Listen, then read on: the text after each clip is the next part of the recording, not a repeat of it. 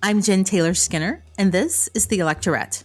On this episode, I have a conversation with activist and voting rights advocate Maya Contreras. Maya Contreras is running for Congress in New York's 12th Congressional District, and I met Maya shortly following the 2016 election. She was one of the very first guests on the Electorette, and I've always known her to be a passionate advocate for voting rights, housing rights, the rights of artists, and of course for reproductive justice. And she's using that same passion in advocating for the needs of the people in her district. In this conversation, we talk about what brought her to this moment to run for office. We also talk about some of the legislation that is being held up in Congress right now, like voting rights legislation, for instance. And I get Maya's opinion on why Congress seems to be at an impasse on many of the most important bills. And she doesn't mince words. So, please enjoy my conversation with Maya Contreras. Maya Contreras, welcome to the podcast. Hi, thank you for having me, Jen. I appreciate it. It's so good to talk to you again. Oh. I think I want to tell the audience how we met. Yeah. So I think we met back in 2017 or 2018, and you were head of the American Women's Party, and you had a conference in DC. And that was a really exhilarating time for me and for a lot of people, because there was so much energy as a reaction against, misogyny in politics. What happened in 2016 with Hillary Clinton. And I remember that conference, Shannon Watts was there, Sharona Burke, and you remember that, right? Yes. Oh, absolutely. Because I booked all of them. That's why. Yeah, I mean, to me, it was great because it was like in this little house, like this kind of adorable space in Washington, D.C. And we kind of all got to run around the building and listen to these really brilliant advocates, writers, activists talk about their work. And it was really almost like a 3-day intensive, kind of learn about from them their different experiences, like listening to Rebecca Coakley discuss issues within the disability community, and for even Rex Kendi to discuss his new anti-racism policy center, which now is like expanded to Boston, and now he's expanding. He started a paper, and he's doing like television, so it's huge, and I feel like we got to know them when, and because Rebecca actually is moving to New York too, and she'll be working for the Ford Foundation. So yeah, during that time, it was a time where we were trying to, galvanize ourselves to deal with the fact that 2016 really shook us all to the core, some more than others, right? Like I will say that I'm in New York, and amongst my guy friends, the vast majority of whom are Black men, they were like, Maya, why are you surprised by this? This country has never failed to disappoint us. Right. So they were not as surprised that Trump won. I, on the other hand, was like really devastated. I really thought that Clinton had a chance to win. If there was a straw that broke my camel's back, would be the camel. Yeah. It would probably be, was the first one, was recognizing that this democracy that we already knew was fragile there was something really fundamentally broken there. Yeah. So, yeah. Yeah. So it's nice to have met that way. It felt like all of the energy, the activism energy, was kind of elevated at that time. And, we were all both, fearful and angry and energized at the same time. So it's nice to see you come full circle. So why now? Were you thinking about running back then, or did this happen more recently? Why now? Why are you running for Congress now? I never, ever considered running for office, only because I've worked on campaigns before. Throughout the years, I've consulted on campaigns before, and I see what a painful process that it is. And I see a lot of some really good people really compromising themselves, muting themselves.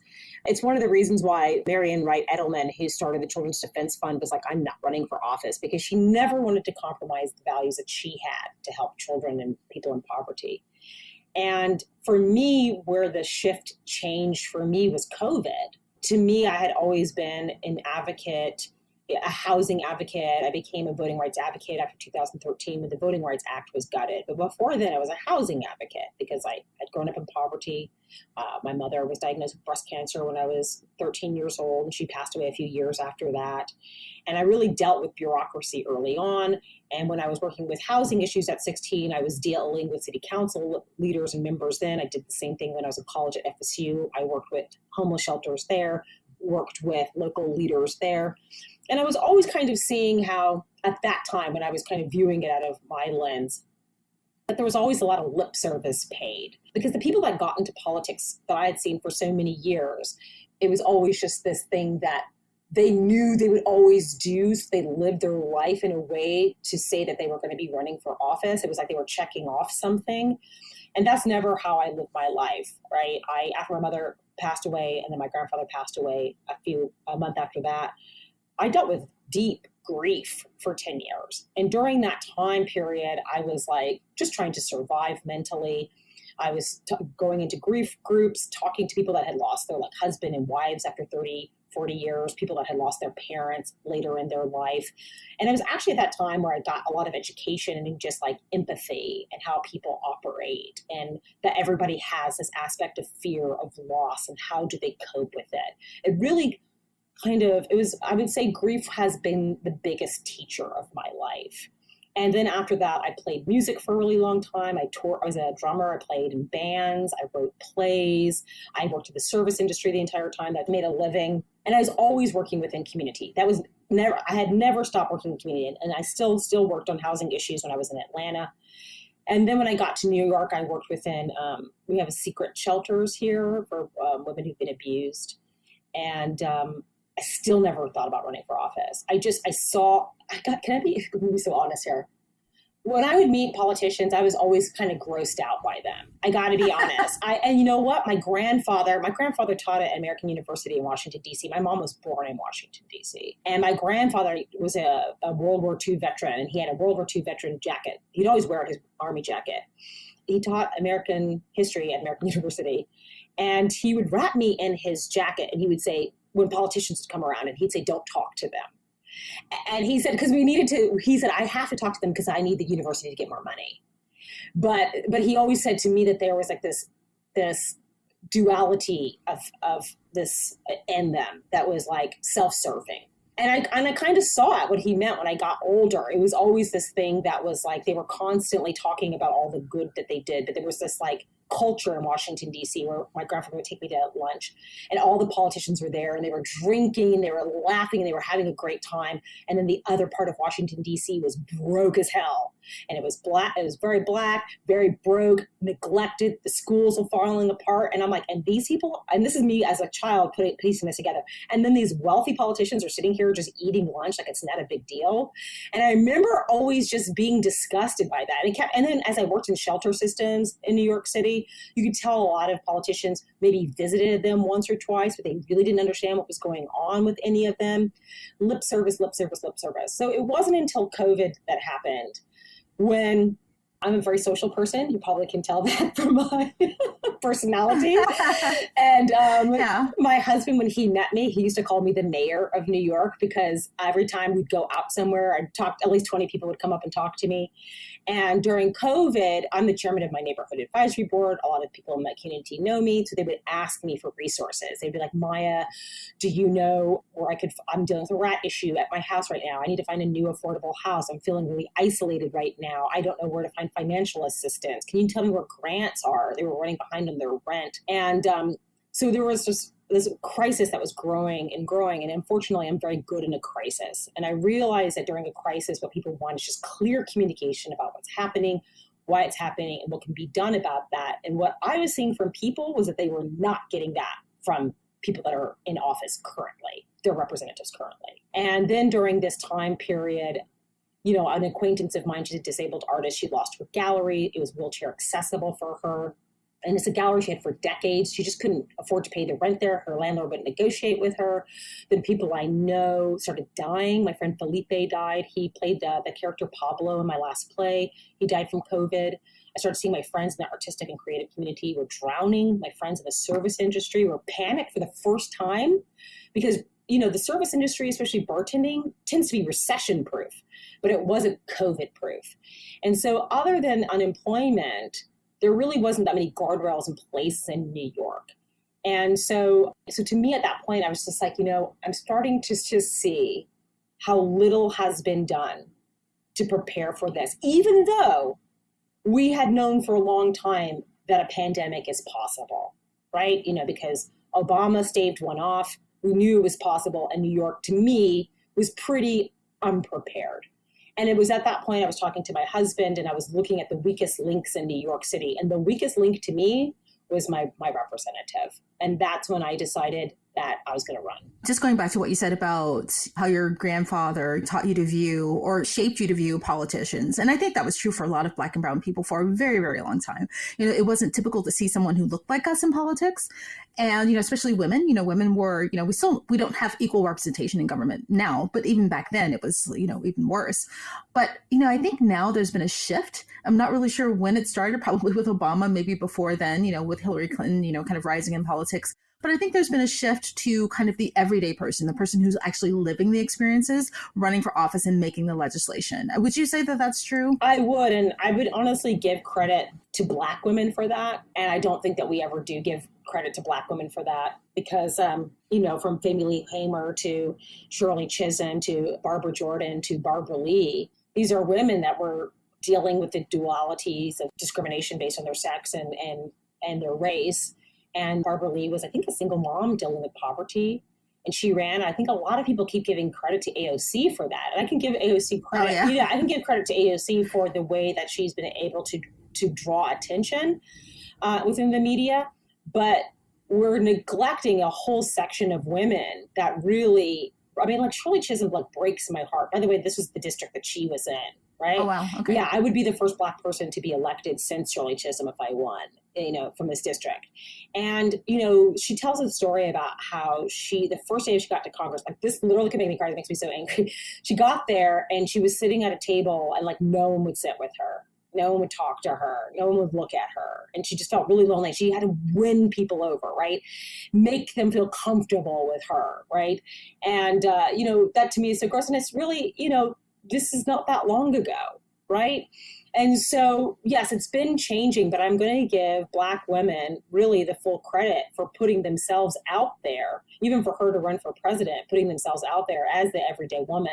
So that is changing. And I will also say that in New York, there is something exciting right now within New York politics that our city council has potential to be majority woman for the first time ever, right? I think we have 14 women on city council, and it could go up to as many as 30 people in the fall time. So yeah. So there is a change that way. We still have a long way to go within Congress and state legislatures and things like that. But yeah, I do think things are changing.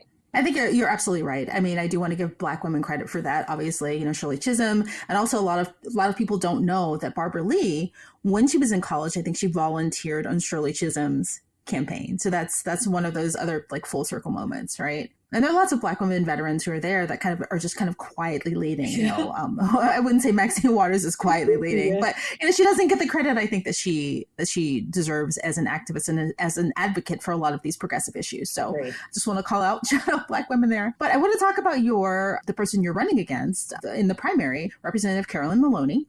I think she's been in the House since 1993. So that's nearly 30 years. I want to talk to you generally about the debate around challenging incumbents, right? Because some people make the argument that, having a long tenure, being there since 1993 is enough to challenge someone. And I don't necessarily think that that's enough because, again, some of the women that we've just mentioned, Maxine Waters and, Barbara Lee, they've been representing the people for a very long time.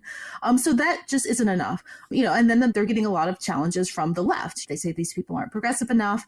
And, sometimes they're challenging people of color, Black women, and even the DLCC, the Democratic Legislative Campaign Committee, have stopped supporting people who are challenging incumbents. So what is your broad philosophy about challenging an incumbent generally? And why do you think it's okay in your case, in your district?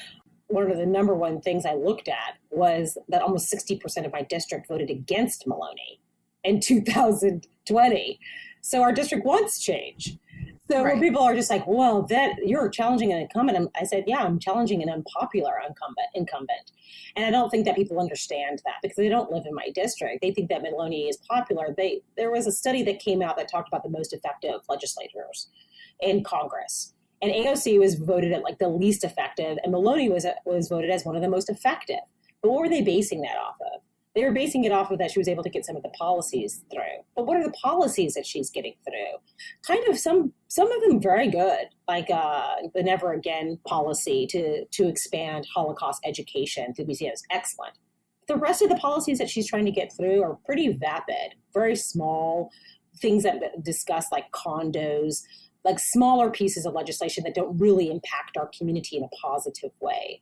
And she tends to put the same pieces of policy in over and over and over again without trying to expand it. If you compared her policy and even looked at Jerry Nadler's policy in my district, his policies seem to be much more progressive, much more broad than Maloney's does.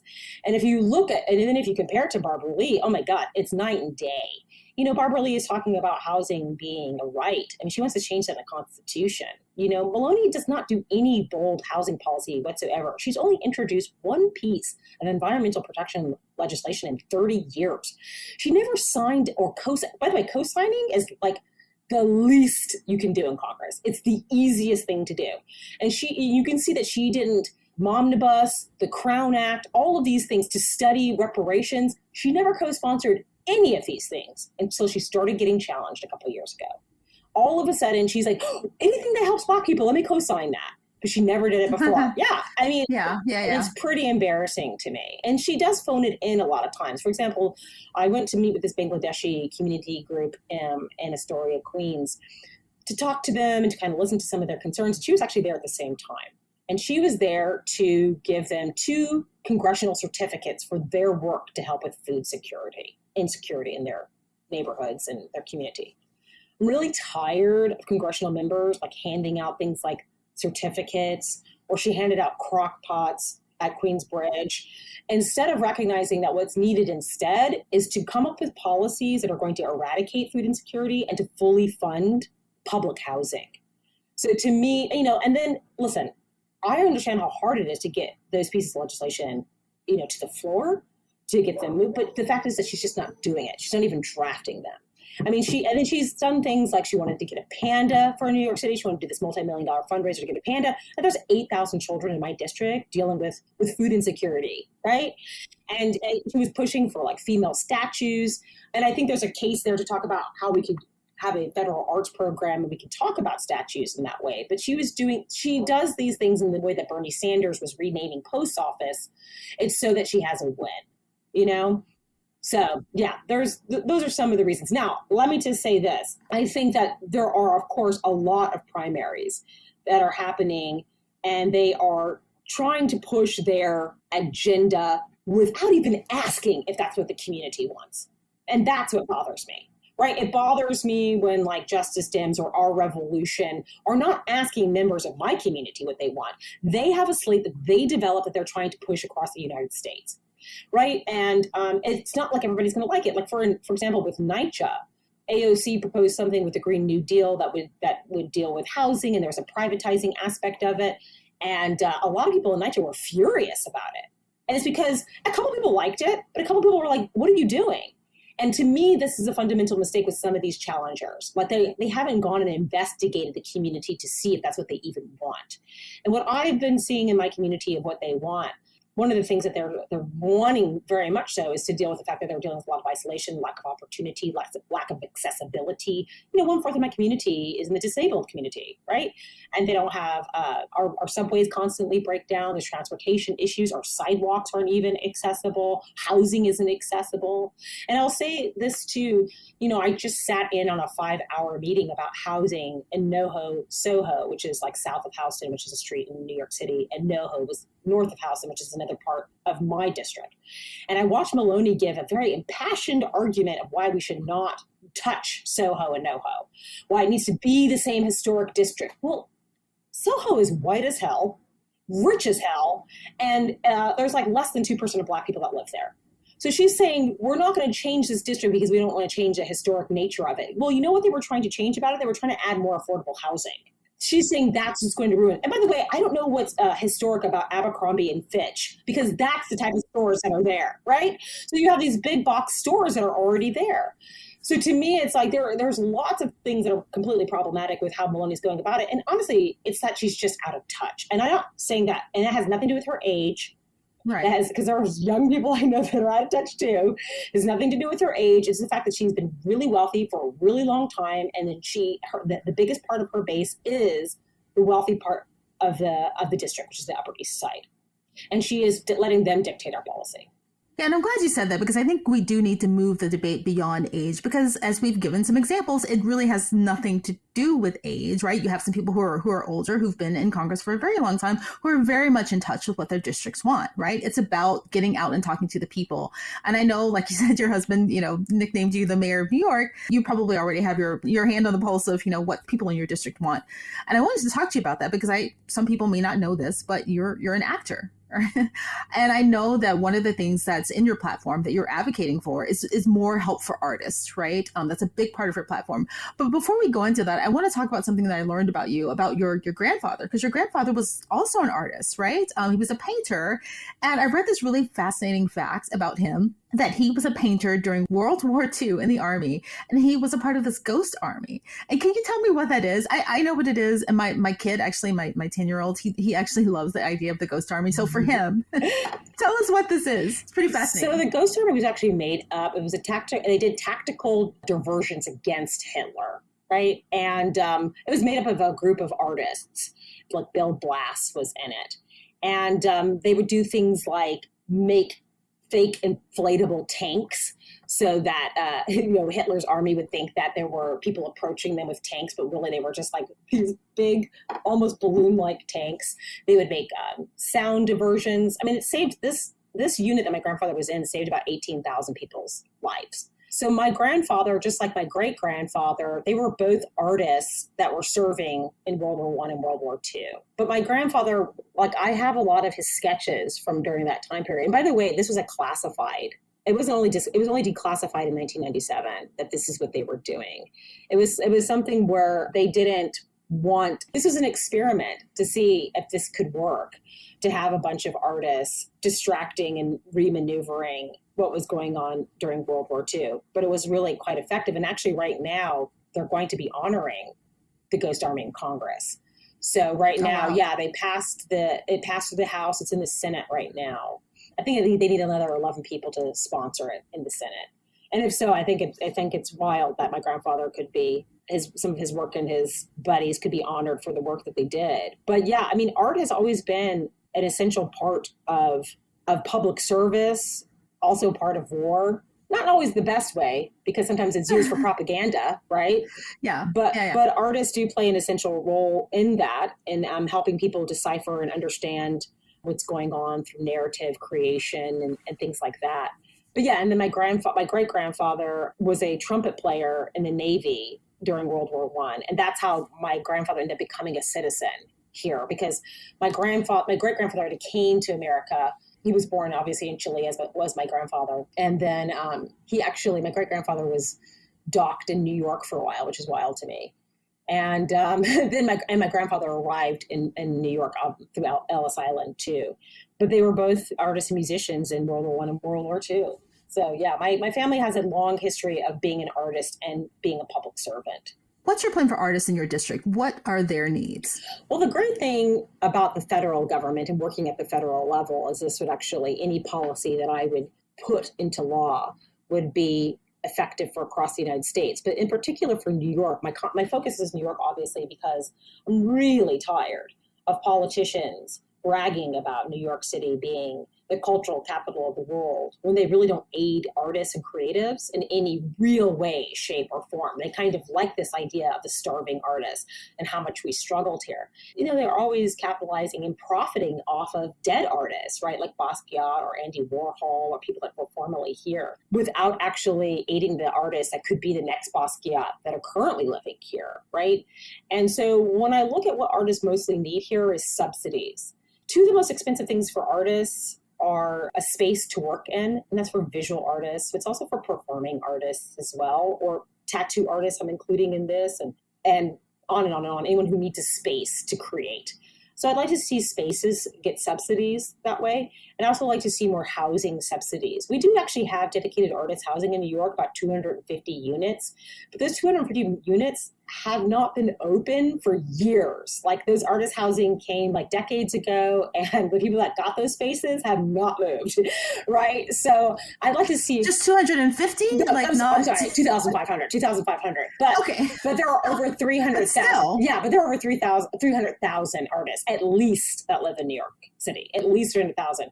And a friend of mine who specializes in housing, she's like, I don't think you should make a distinction between artists who need housing and those that are in poverty that need housing. And I was like, they're actually quite similar here, though, in New York City.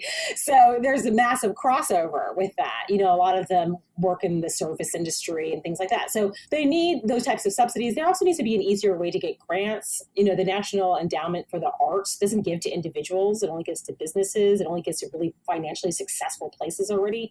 So we need to have like a better grant system for artists. We really could have used that during COVID instead of artists scrambling, trying to find money. I'd like to see like a FEMA type operation for artists across the United States. And I definitely would like to see a new federal arts works project, one that's been recalibrated, more inclusive than the one that happened during FDR. My grandfather's area of study actually was in New Deal art. That's like why I grew up knowing so much about the New Deal art and what didn't work. He wrote a book on it, right? He did, yes. And that was, his PhD was in that specialty and also with Mexican muralists as well. But he was the one that showed me what government could do to help artists and how artists help America, right? Because artists, a lot of people think that art is frivolous, and it's really not. It's how most of us get through our day. If people don't tend to think that when they're watching television that there's any art to that. Of course, there's writers and there's actors and people that study. If you're listening to music on the way to work, those are artists making that music. If there's something beautiful, a building that you like, that's somebody that was a creative that created that.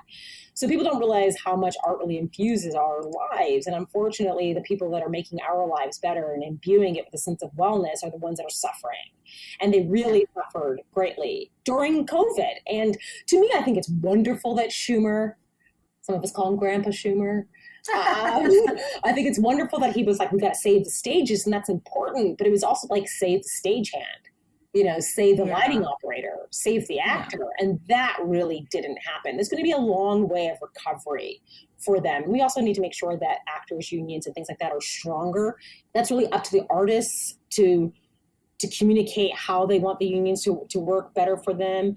But there's also like nail artists who are left out of unions in New York. And there's a lot of nail artists in New York City who would like to belong to a union and don't have access to that right now. And a lot of them like lost their businesses as well, and lost their main income during COVID, because you can't be next to somebody and do their nails during COVID, right? So to me, there was all these places that lacked protection. And I would like to see that done at the federal level. We know that we have the money for it. It's just not being allocated properly. And for me, if I was, when I am elected, I would be the first artist to actually serve on the Congressional Arts Caucus. This is something that's supposed to help aid artists, but they have no artists on it. They have no idea what artists need. And even when the mayors, even when the people were running for mayor of my city, I read each of their artist platforms and I was like, these are terrible. Like across the board, every single one of them, it was terrible. Even their borough president, like I was just like Mark Levine is going to become our next borough president. But I read his artist platform. I'm like, I think his is going to be good. And I read it and I was disappointed, Because and it's not their fault in the sense that if you are not an artist, you've not lived a life of an artist. If you've not lived if you haven't worked a lot in the service industry, you don't know what they need, Yeah, I can't think of a representative who've really thought about what artists needs in a serious way and in a consistent way, right? We all appreciate it, but if it's gone, when it's missing, I think we'll realize how much support artists actually need to keep, the beauty around us and keep programs together. Anyway, agree. You know what I'm saying there? No, I agree. I mean, I think people go, oh, I like this aspect of art, but they're not really thinking about what it takes to be an artist and the amount of work that goes into it. For example, my husband is finishing his MFA right now. He is teaching at school part-time. He is full-time bartending, and he's finishing his dissertation. That's a book that he has to finish writing. He's editing another book right now.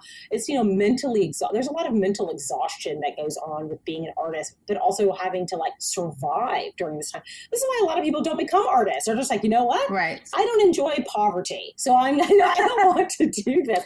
Yeah. But we need artists. That's why we need to support them. I know you've also been a passionate advocate for voting rights. That's something that you focus on. You've written about it a lot. So your district right now, it's a deep blue district. And I don't know what the turnout rate is there, but just I'm going to talk about it on the national stage, because the John Lewis Voting Rights Act passed in the House, right? I don't know what's going to happen in the Senate. It's probably going to get stuck in the Senate, like a lot of, really good legislation that has passed in the House.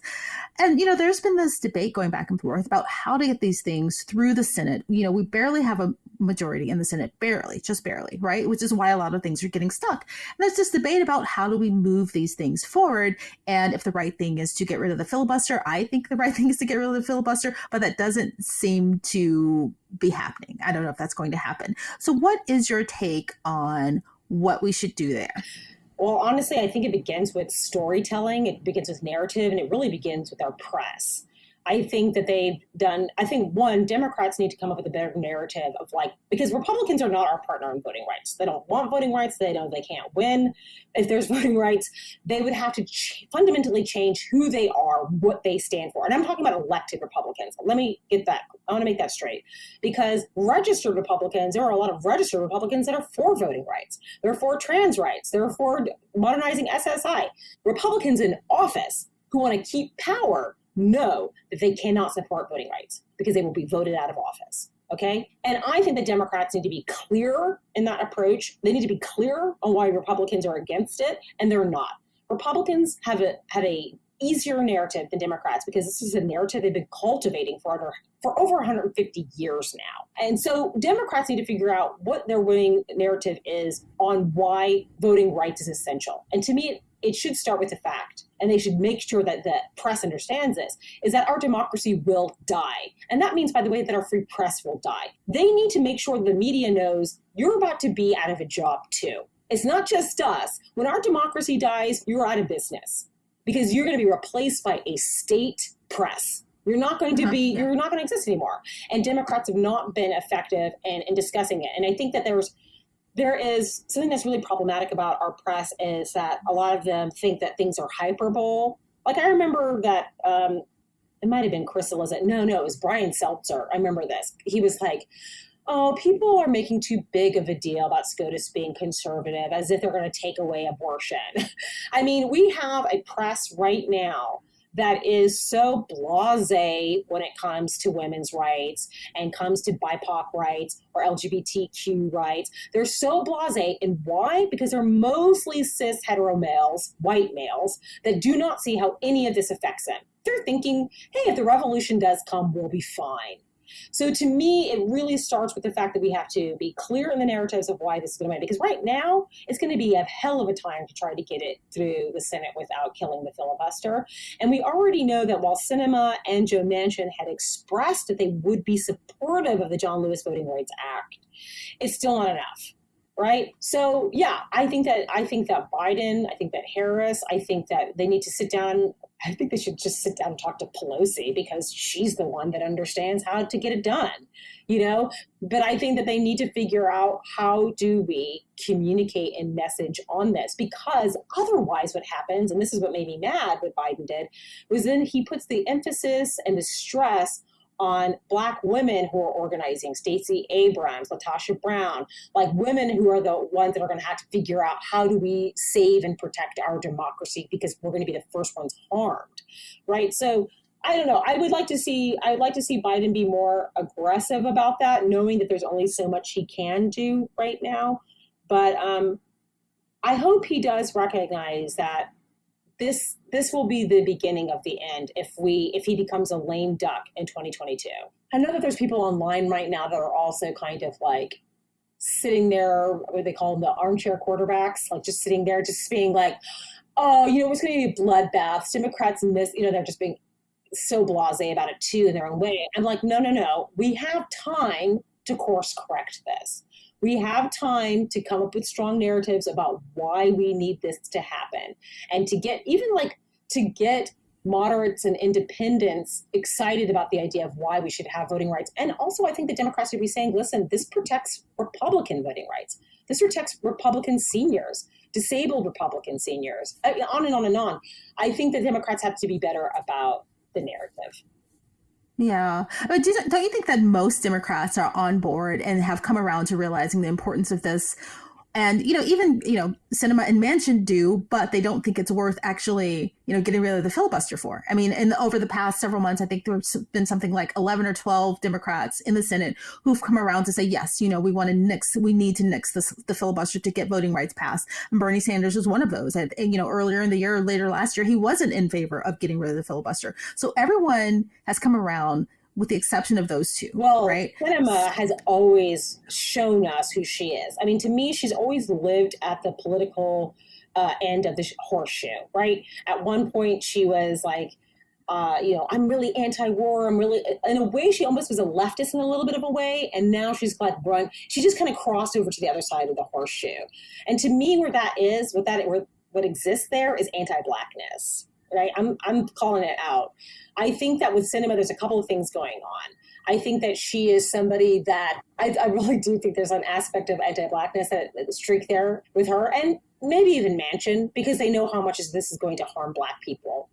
And they know this. Fundamentally, they know this. And two, I also think they don't want people to know who their donors is. If they get rid of the filibuster, what happens? It's not just the John Lewis Voting Rights Act that goes through, but it might be the For the People Act that goes through too, even though like Joe Manchin has asked for some changes. But there is part of For the People Act would be revealing of like donors, like getting rid of this, like I hate the word dark money. There would be a revealing of that. And there's something that is making Sinema and Manchin say, I don't want that exposure there. And that's, by the way, when we talk about story, when I talk about narrative and why the press fails us sometimes, is they're not asking those questions. I would like to see the media figure out a way of like, why aren't you supporting the filibuster? And asking them. I have my guesses of why they don't want to do it. And I think people are scared to kind of call it out. What do you mean Joe Manchin is anti-Black or whatever? Well, I'm just saying that if you are against voting rights, if you're against this, and the people that are fighting the hardest for voting rights are Black people who know how affected they'll be with being disenfranchised in our democracy, what does that say? What other reason does he have for not supporting it, right? What does Sinema have? Your guess is as good as mine on the other parts of it, but I'd like to see the press them about those issues more, because they really don't do it. And I think that the legacy media, I'll say this, I still think that legacy media has this really self-serving story about itself. They're saying that they're telling both sides of a story, and they're saying it in a fair and this unbiased way. But at the same time, they're still deciding what is told and what isn't told and what entry point they're coming in on it. And I think with voting rights, the media has really failed us. That they really don't know what perspective to really cover this from. They really still think that Republicans have a valid argument and Democrats have a valid argument. I'm like, how is it valid to cut off millions of people's access from the ballot box? Where is the validity in that? But they are still reporting it as if there is some legitimacy there. And to me, that is so grotesque. It is so upsetting. And it's because they're seeing it from their perspective. We still have an overwhelmingly white media that doesn't understand cultural nuance. They've never developed natural relationships or built bridges of communication to different communities, the disability community, Native communities, Black communities, and so on. They're never looking at stories with multiple lenses that they need to cover voting rights. And this is what is a big, huge failure. So I really wish that people would see in the way in which the free press is failing us. This is why one of the reasons why I'm running for Congress is I would like to see the dismantling of conglomerate media, more support for local media, more support for public media, because I think there has to be more sources. I mean, you'll see right now, just, as a side note, that Haiti, I was looking for coverage on Haiti and I didn't get any until 2 a.m. Yeah, there's no coverage. Yeah, so there you go. Yeah. Wow. Well, Maya Contreras, thank you so much for joining me again. Hopefully we'll get a chance to talk again. And, good luck. I wish you all the best on your campaign. Sure. And thank you. Of course. And the next time we talk, I do want to tell you more about my community and its makeup. But we will get into that at another time.